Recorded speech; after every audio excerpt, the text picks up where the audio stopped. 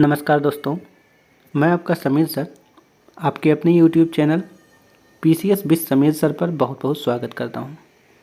जैसा कि आप जानते हैं कि अब तक हमने फंडामेंटल ड्यूटी तक पढ़ा है। एक्चुअली मैं बहुत ज़्यादा तेज़ नहीं बोलूँगा क्योंकि मुझे हल्का सा खांसी आ रहा है। इसके पहले वाले लेक्चर में मैंने बताया था कि मेरा तबीयत ख़राब है, तो इसीलिए बीच में 2 दिन वीडियो भी नहीं बना पाया। लेकिन आपका ज़्यादा गैप ना हो, जो लोग मुझे फॉलो करते हैं उनके लिए मैं ये वीडियो बना रहा हूँ। और आज मैं संघीय कार्यपालिका पर डिस्कस करूँगा। संघीय कार्यपालिका के बारे में हम डिस्कस करेंगे। इससे पहले आपने अगर हमारे चैनल को सब्सक्राइब नहीं किया है तो कर लीजिए और बेल आइकन की घंटी को प्रेस कर दीजिए ताकि हमारा हर नोटिफिकेशन आप तक पहुँचता रहे। फिलहाल आइए आज का टॉपिक शुरू करते हैं, संघीय कार्यपालिका। देखिए, जहाँ तक संघीय कार्यपालिका का संबंध है तो इसके अंतर्गत भाई हम राष्ट्रपति को पढ़ेंगे और राष्ट्रपति से मैं शुरुआत करूँगा। तो देखते हैं, सीधे सीधे देखते हैं चीज़ें हैं क्या। तो देखिए, भारतीय संघ की कार्यपालिका शक्ति जो है वो राष्ट्रपति में निहित है। आप सब जानते होंगे कि जो कार्यपालिका शक्ति होती है वो किस में निहित होती है? भारत में राष्ट्रपति में निहित होती है। तो भारतीय संघ की कार्यपालिका शक्ति की बात मैं कर रहा हूँ, किस में निहित है? राष्ट्रपति में निहित है। और ऐसा किस आर्टिकल में कहा गया है? अनुच्छेद 53 में कहा गया है। इसका मतलब ये नहीं है कि राष्ट्रपति सुप्रीम होता है, इस पर रोक भी है।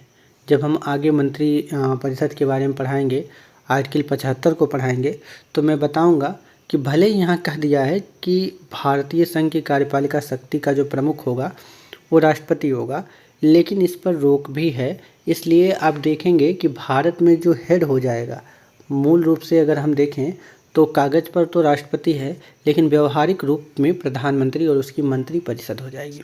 ठीक है, उसकी कैबिनेट हो जाएगी। तो भारत में अगर पूछे कार्यपालिका शक्ति किस में निहित है, तो किस में निहित है? राष्ट्रपति में निहित है। वास्तविक कार्यपालिका शक्ति किसके पास है? तो प्रधानमंत्री के पास है। ये क्वेश्चन कई बार आ चुका है, इसलिए मैं इस पर डिस्कस कर रहा हूँ।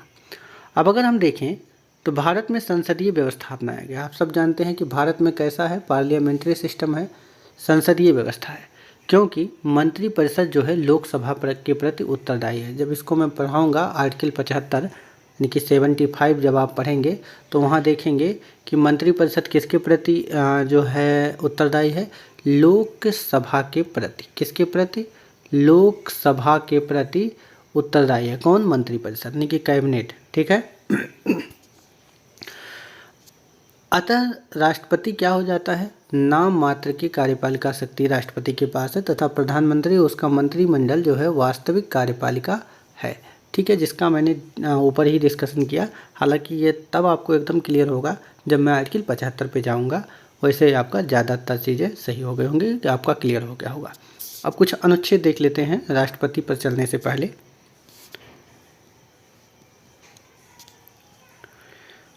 अब देखते हैं अनुच्छेद 70।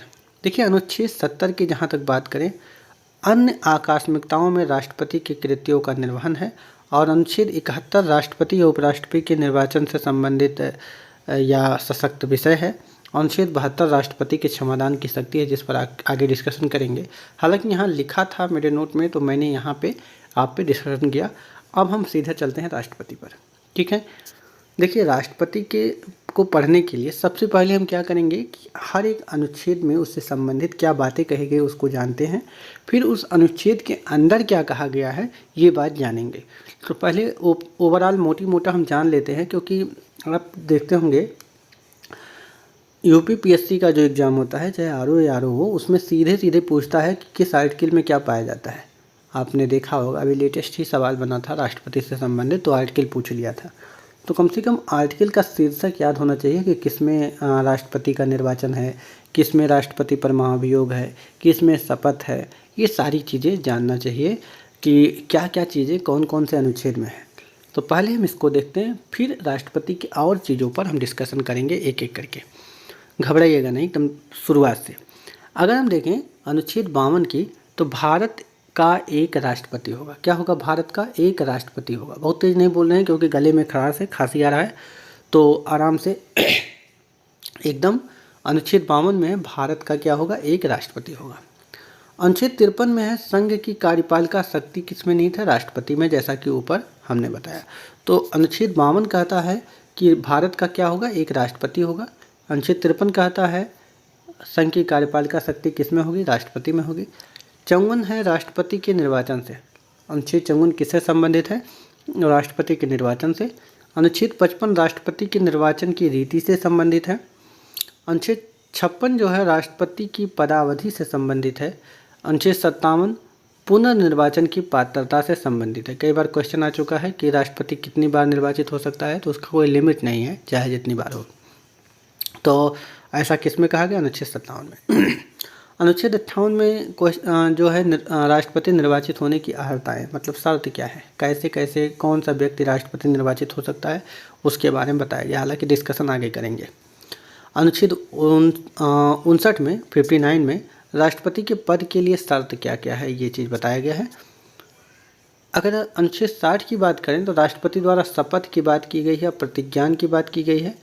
अनुच्छेद 61 में राष्ट्रपति पर महाअभियोग लगाकर हटाने की प्रक्रिया के बारे में बताया गया है। इन सबको हम डिटेल में आगे देखेंगे। अनुच्छेद 62 की बात जहाँ तक करें तो इसमें राष्ट्रपति के पद में रिक्ति को भरने के लिए निर्वाचन करने के समय और आकस्मिक रीति को भरने के लिए निर्वाचित व्यक्ति की पदावधि बताया है। तो फिर से देख लेते हैं। अनुच्छेद 62 में राष्ट्रपति के पद में रिक्त को भरने के लिए निर्वाचन करने का समय जो है और आकस्मिक रिक्ति को भरने के लिए निर्वाचित व्यक्ति की पदावधि के बारे में बताया गया है। देखिए, भारत में संघीय कार्यपालिका का प्रधान राष्ट्रपति होता है, जैसा कि मैंने पहले ही बताया, तथा संघ की सभी कार्यपालिका शक्ति उसमें निहित होती है। मतलब राष्ट्रपति के नाम से जितने भी संधि होते हैं, जितनी भी ट्रीटी होती है, सारा कुछ राष्ट्रपति के नाम से ही होता है, चाहे वो किसी अदर देश से करे या कुछ और हो। ठीक है। इसका प्रयोग वह संविधान के अनुसार स्वयं या अधीनस्थ पदाधिकारियों के माध्यम से करता है। कौन, राष्ट्रपति। इस प्रकार राष्ट्रपति देश का संवैधानिक प्रधान होता है।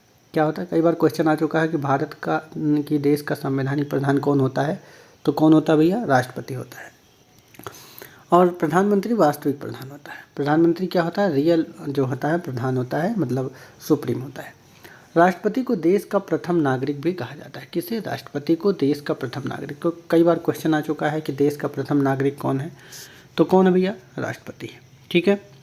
अब आगे अगर हम बात करें, राष्ट्रपति पद की योग्यता अनुच्छेद 58 में दी गई है। जैसा कि अनुच्छेद को हम ऊपर ही डिस्कस कर दिए कि किसमें क्या क्या है, तो इसको डिस्कस करने की बार बार ज़रूरत नहीं पड़ेगी। तो राष्ट्रपति पद की योग्यता होनी चाहिए, 3-4 शर्तें हैं जो होनी चाहिए। पहला है वह भारत का नागरिक होना चाहिए। भाई पहला क्या है, भारत का नागरिक होना चाहिए। उसकी आयु 35 वर्ष पूरी कर चुका हो, मतलब उसका जो उम्र है वो 35 वर्ष हो चुका हो, 35 साल का हो चुका हो। लोकसभा का सदस्य निर्वाचित किए जाने योग्य हो, मतलब वो लोकसभा का सदस्य बन सकता हो। चुनाव के समय लाभ का पद धारण ना करता हो। ये 4 चीज़ें हैं जो राष्ट्रपति के बनने के लिए ज़रूरी हैं, योग्यता। ठीक है। किस आर्टिकल में है, अनुच्छेद 58 में है। देखिए, एक चीज़ जान लीजिए, यदि कोई व्यक्ति राष्ट्रपति या उपराष्ट्रपति के पद पर हो, उसके अलावा किसी राज्य के मंत्रिपरिषद का सदस्य हो या राज्यपाल हो, तो वह लाभ का पद नहीं माना जाता है। ठीक है। तो इसको नोट में लिखें, आप देख लीजिएगा। अब अगर बात करें राष्ट्रपति के निर्वाचन के लिए निर्वाचक मंडल, तो इसके बारे में किस अनुच्छेद में डिस्कस किया गया है, 54 में। देखिए, जो पहली चीज़ तो इसके निर्वाचन में जितने भी सदस्य होंगे वो निर्वाचित सदस्य होंगे। पहले कैसे होंगे, इलेक्टेड होंगे, निर्वाचित होंगे। ठीक है। नॉमिनेट नहीं होंगे, मतलब मनोनीत नहीं होंगे, निर्वाचित सदस्य होंगे। ठीक है। इलेक्टेड मेंबर्स होंगे। पहला चीज़ तो ये जान लीजिए। तो ऑप्शन जब आप करेंगे तो जैसे ही निर्वाचित आएगा आप सजग हो जाइएगा, कहीं निर्वाचित की जगह पे नॉमिनेट का नाम ना रख दिया हो, मनोनीत ना लिख दिया हो। तो कई बार क्वेश्चन आ चुका है, निर्वाचित और मनोनीत करके फंसा देता है। तो पहली चीज़ तो जान लीजिएगा, निर्वाचित सदस्य होते हैं। कैसे होते हैं, निर्वाचित, इलेक्टेड होते हैं। ठीक है। कहाँ कहाँ के इलेक्टेड सदस्य, लोकसभा के निर्वाचित सदस्य, राज्यसभा के निर्वाचित सदस्य, राज्यों की विधानसभा के निर्वाचित सदस्य। कि 3 तो होते ही होते हैं।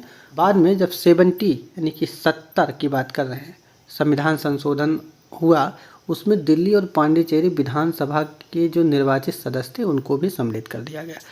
तो राष्ट्रपति के निर्वाचक मंडल में कौन कौन होते हैं? लोकसभा, राज्यसभा और राज्यों की विधानसभाओं के निर्वाचित सदस्य, और दिल्ली और पांडिचेरी विधानसभा के निर्वाचित सदस्य। किस आर्टिकल में कहा गया? अनुच्छेद 54 में कहा गया। ठीक है, यहाँ तक आप समझ गए होंगे। देखिए, राष्ट्रपति पद उम्मीदवार में निर्वाचक मंडल में 50 सदस्य जो होते हैं प्रस्तावक होते हैं और 50 सदस्य अनुमोदक होते हैं। ये चीज़ आप जान लीजिएगा, कई बार क्वेश्चन आ चुका है, कितने सदस्य प्रस्तावक और कितने सदस्य अनुमोदक होते हैं। तो 50 यानी कि 50 सदस्य प्रस्तावक और उतने ही सदस्य यानी कि 50 सदस्य अनुमोदक होते हैं।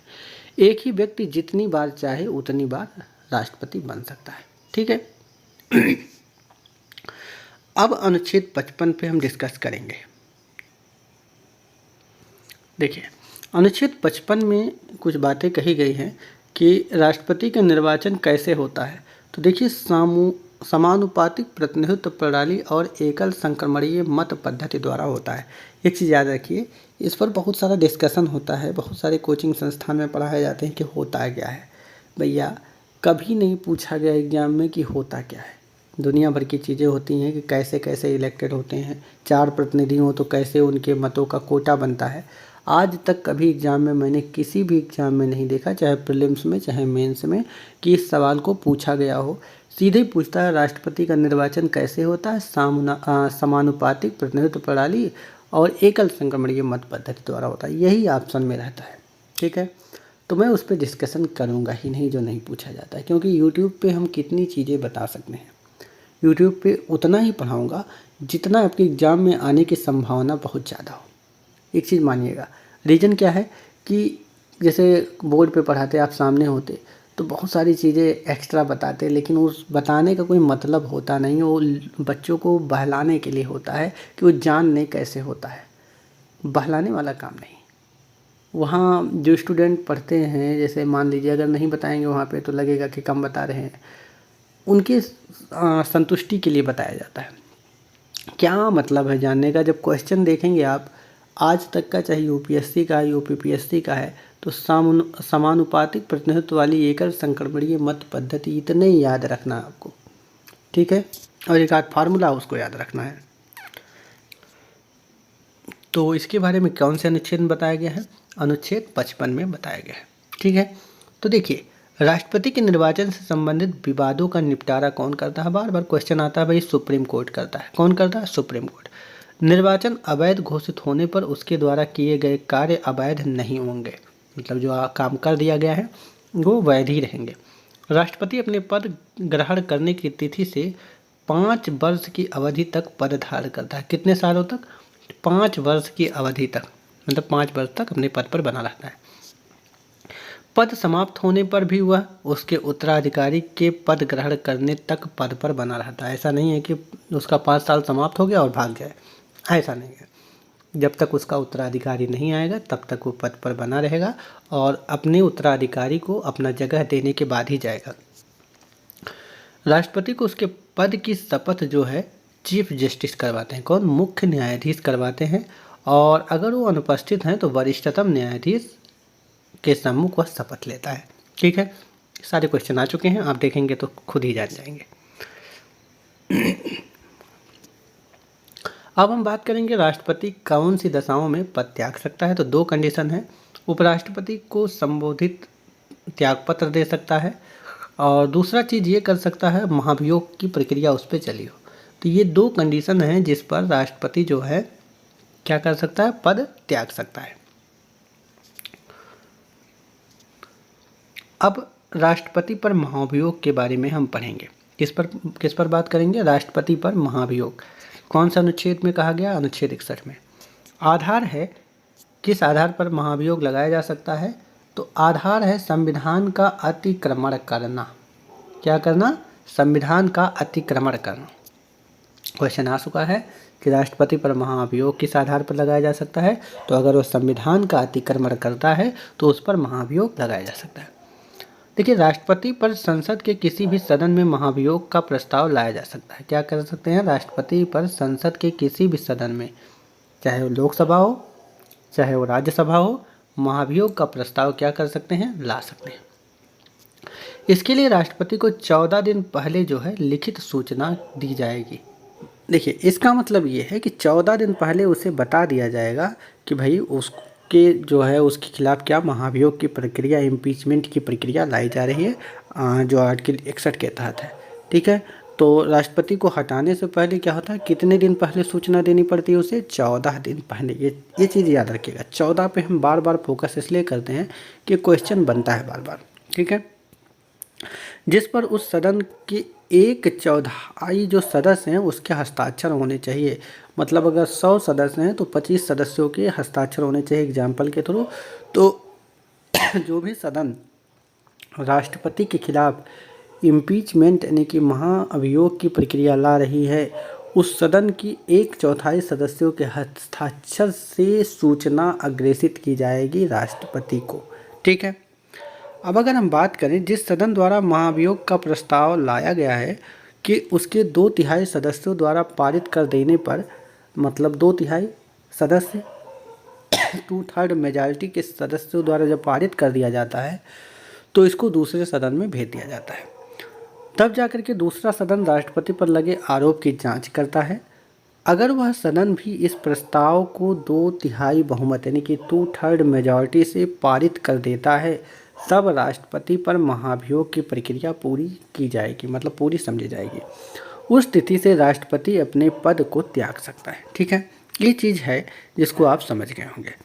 अब देखिए, राष्ट्रपति की रिक्ति को जो होता है 6 माह के अंदर भरना होता है। कितने माह के अंदर, 6 माह के।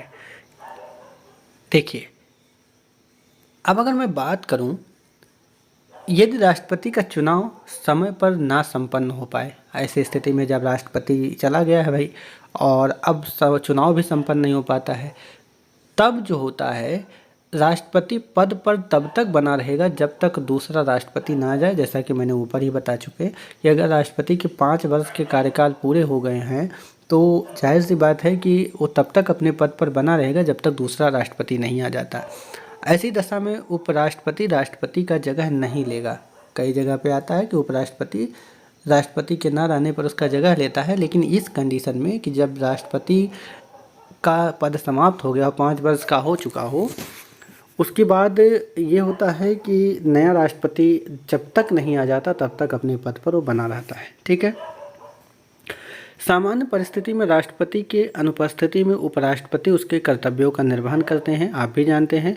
लेकिन यदि राष्ट्रपति और उपराष्ट्रपति दोनों का पद रिक्त हो, तब उच्चतम न्यायालय का जो मुख्य न्यायाधीश हो गया या उसके न होने पर उसी न्यायालय का जो वरिष्ठतम न्यायाधीश होगा, जो उस समय उपलब्ध हो, राष्ट्रपति के कृत्यों को संपादित करेगा। ठीक है, यहाँ तक आप समझ गए होंगे।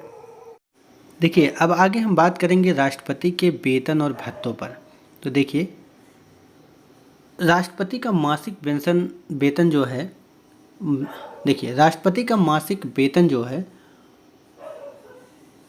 देखिए अब हम बात करेंगे राष्ट्रपति के वेतन और भत्तों के। तो भी राष्ट्रपति का मासिक वेतन कितना है, ये लगभग 5 लाख रुपए हैं। कितने हैं, 5 लाख हैं। यहाँ पे कुछ लिखा नहीं मैंने, लेकिन 5 लाख हैं।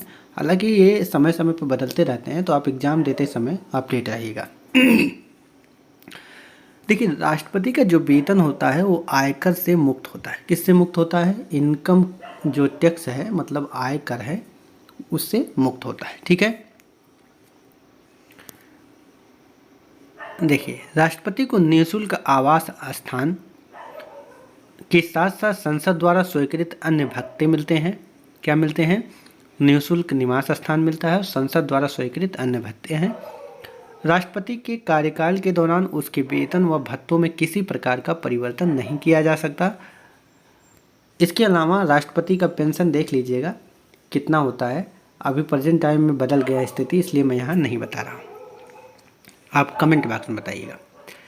अब बात करेंगे राष्ट्रपति किसकी नियुक्तियाँ करता है। तो देखिए, राष्ट्रपति जो है प्रधानमंत्री की नियुक्ति करता है, प्रधानमंत्री की सलाह पर मंत्रिमंडल यानी कि कैबिनेट के सदस्यों की नियुक्ति करता है, सुप्रीम कोर्ट और हाई कोर्ट जो होते हैं उनके मुख्य न्यायाधीश की नियुक्ति करता है, मतलब चीफ जस्टिस की।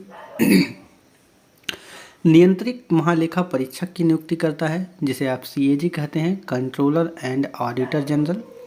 राज्यपाल की नियुक्ति करता है। मुख्य चुनाव आयुक्त एवं अन्य चुनाव आयुक्तों की नियुक्ति करता है राष्ट्रपति। महान्यायवादी यानी कि अटॉर्नी जनरल का नियुक्ति करता है। राज्यों के मध्य समन्वय के लिए अंतर्राज्यीय परिषद के सदस्यों को नियुक्त करता है। संघीय लोक सेवा आयोग के अध्यक्ष और उनके सदस्यों को नियुक्त करता है। संघीय क्षेत्रों के मुख्य आयुक्त को नियुक्त करता है। वित्त आयोग के सदस्यों को नियुक्त करता है। भाषा आयोग के सदस्यों को नियुक्त करता है। पिछड़ा वर्ग आयोग के सदस्यों को नियुक्त करता है। इसके अलावा अल्पसंख्यक आयोग के सदस्यों को भी वह नियुक्त करता है। ठीक है। इसके अलावा अगर हम बात करें भारत के जो राजदूत हैं एवं अन्य राजनयिक हैं, इनकी भी नियुक्ति राष्ट्रपति करता है। अनुसूचित क्षेत्रों के प्रशासन के संबंध में रिपोर्ट देने वाले आयोग के सदस्य भी राष्ट्रपति द्वारा नियुक्त किए जाते हैं। ठीक है। यहाँ तक की नियुक्तियों को मैं देखा। आपका काम है, अगर आपने देख रहे हैं तो चीज़ों को लिख लें, बार बार याद कर लें या रिपीट करके वीडियो देख लें। राष्ट्रपति की विधायी शक्तियों के बारे में हम बात करेंगे। देखिए, बोलने में बहुत ज़्यादा दिक्कत हो रही है, इसलिए मैं आगे की चीज़ों को कल कंटिन्यू करूँगा अगले वीडियो में। राष्ट्रपति की विधायी शक्तियों से बहुत सारी चीज़ें हैं। राष्ट्रपति की क्षमादान की शक्ति और सारी चीज़ें बहुत, मतलब अभी राष्ट्रपति में लगभग आधा बचा हुआ है, उसको मैं नेक्स्ट वीडियो में कंप्लीट करूँगा। ठीक है। आज के वीडियो में कंप्लीट हो जाता है, लेकिन खांसी आ रहा है, बार बार वीडियो रोक करके फिर से बनाना पड़ रहा है, इसलिए आज यहीं पे छोड़ रहा हूँ। नेक्स्ट लेक्चर में मैं आपसे फिर से मिलूँगा। तब तक के लिए नमस्कार।